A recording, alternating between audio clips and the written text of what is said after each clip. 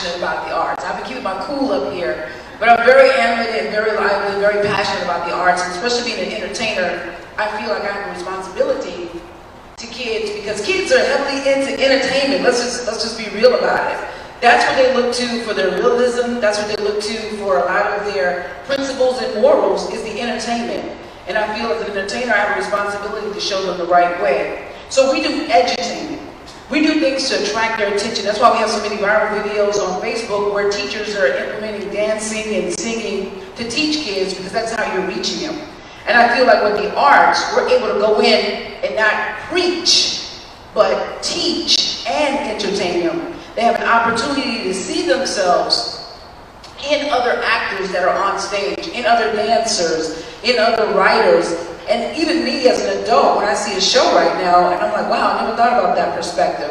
The arts actually builds relationship, which is key, which we've been hearing tonight. That's been the central theme, is relationships. And the arts build relationships. They encourage communication. It encourages teamwork. It brings about a great form of leadership.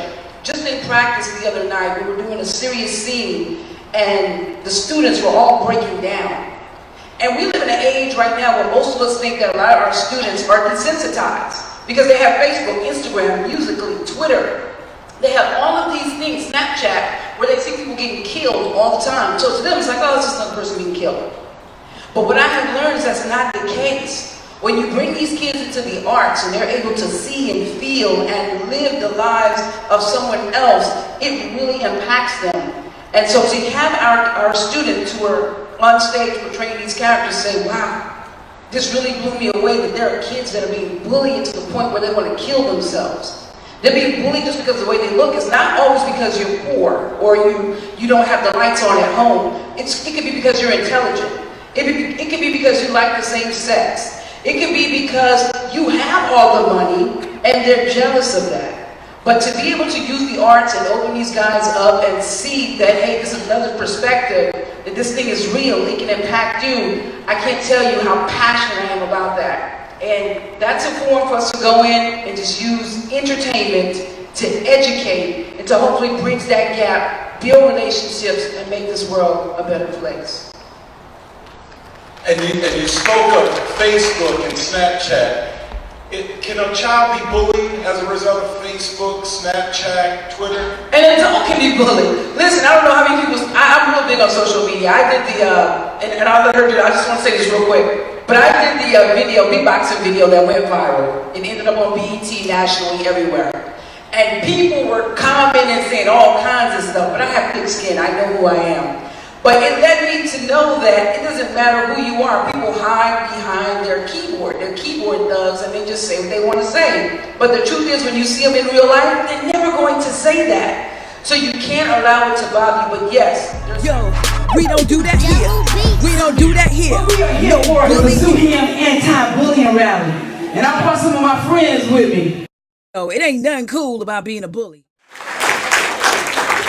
I wrote a play in 2018, and it was about bullying. It was entitled Beautiful Minds, right? The reason why I wanted to do that play is because I was seeing a lot of bullying happening, man. You know, there's verbal bullying, there's physical bullying, there's cyberbullying. Let me ask you something. You ain't got to answer. How would you feel if you went home one day and your little 7-year-old brother or 7-year-old sister didn't come home?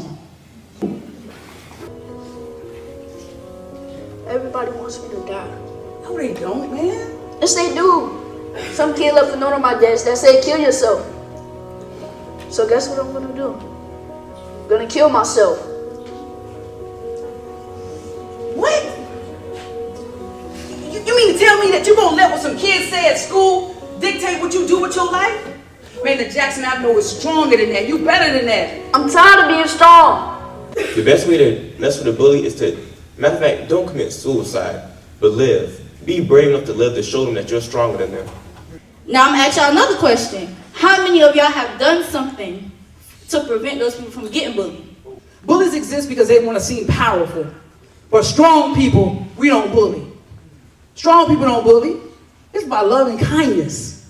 Bunch of bullying classes, seminars here, a bunch of people come to talk about bullying, but this is probably the most realistic down-to-earth kind of class Wow. and example we've had for these kids. Wow. And what y'all touched on is probably what 90% of these kids are going through. A lot of times the reason why people bully is because they're hurting.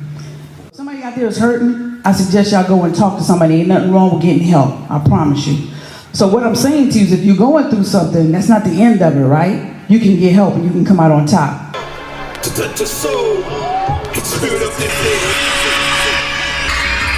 Oh, I'm Sue Hamp, baby, and I'm here to tell you that strong people, they don't hurt other people. They don't bully.